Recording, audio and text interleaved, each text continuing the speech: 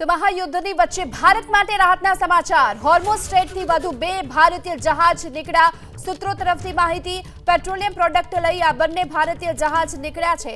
નેવીના યુદ્ધ જહાજ સપોર્ટ માટે એલર્ટ પર છે। તો ભારત માટે પેટ્રોલિયમ લઈને જઈ રહેલા વધુ 2 જહાજો હોર્મુઝ સ્ટ્રેટમાંથી પસાર થઈ રહ્યા છે।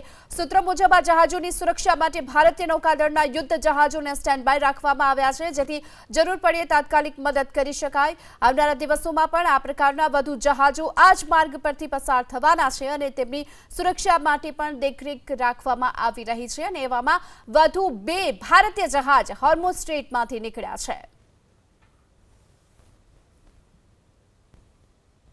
तो महायुद्धनी वच्चे भारत माटे राहतना समाचार। होर्मुझ स्ट्रेटथी वधु 2 भारतीय जहाज નીકળ્યા।